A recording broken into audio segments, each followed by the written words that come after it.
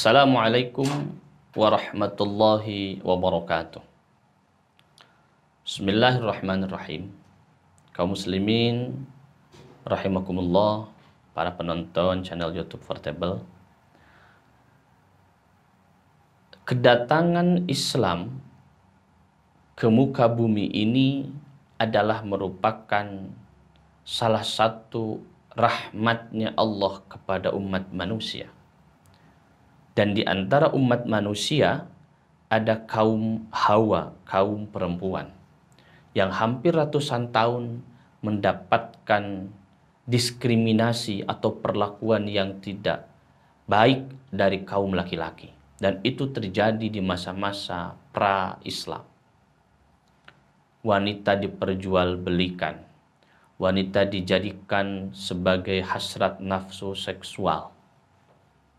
Nah, kedatangan Islam kemudian menafikan hal tersebut dan menjadi salah satu hal yang begitu sangat menggembirakan terhadap kaum dari perempuan tersebut. Sampai-sampai beberapa ayat Al-Quran itu menyinggung bagaimana persamaan antara laki-laki dan perempuan di hadapan Allah. Salah satu contohnya dalam surat Ghafir ayat 40, man amila salihan min zakarin aw untha wa huwa mu'minun faulaika yadkhuluna al-jannah. Barang siapa manusia yang melaksanakan amal kebaikan, amal soleh, tidak ada jenis kelamin laki-laki maupun perempuan, bebas dua-duanya, laki-laki ataupun perempuan, yadkhuluna al-jannah, maka wa huwa mu'minun, dan mereka beriman kepada Allah tentunya, faulaika humul jannah, faulaika yadkhulunal jannah, maka mereka akan masuk ke surganya Allah. Artinya Allah begitu menghargai martabat perempuan. Tidak kemudian laki-laki lebih tinggi derajatnya dari perempuan. Sehingga ketika pasca Rasulullah SAW ini kemudian ada tagline yang muncul tentang persamaan hak laki-laki dan perempuan. Padahal sejak awal Islam sudah begitu sangat menghormati dan menghargai. Bahkan tidak sedikit perempuan yang protes akan terjadinya poligami yang dilakukan oleh sebagian kelompok masyarakat. Yang perlu kita tanamkan di sini, poligami itu ada nilai syariatnya dari agama. Kita tidak boleh menentangnya. Tapi kalau memang kita tidak setuju, berhak kita untuk melakukan sebuah protes terhadap hal itu. Tapi bukan berarti tidak boleh kemudian kita mengharamkan karena itu sudah ada di dalam nas Al-Qur'annya.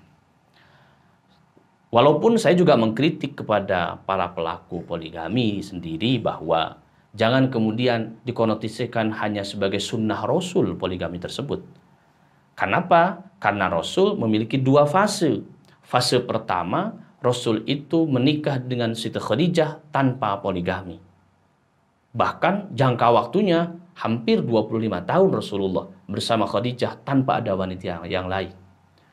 Pun kemudian di masa Siti Khadijah wafat, Rasul menikah dan menikahnya kemudian poligami.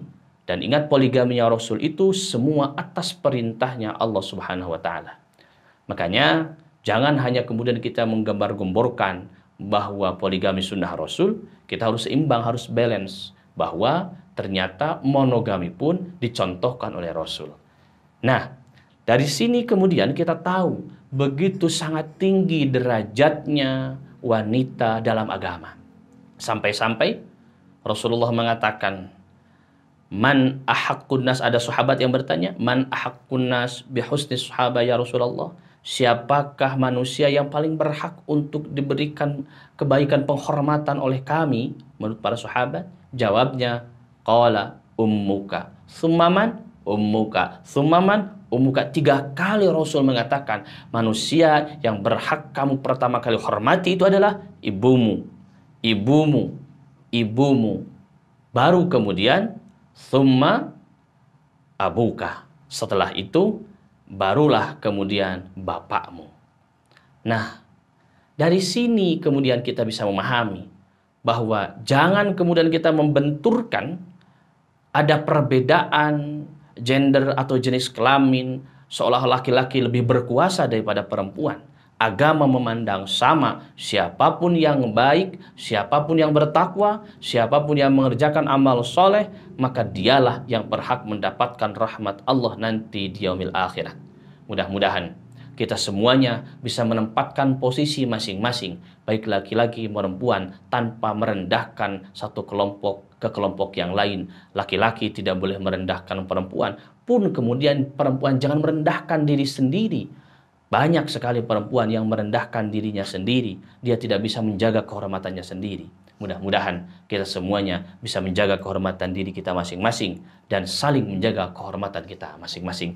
Itulah sejatinya datangnya Islam ke muka bumi untuk bisa menjadi rahmat bagi sekalian alam, termasuk bagi kelompok laki-laki dan kelompok perempuan dari umat manusia.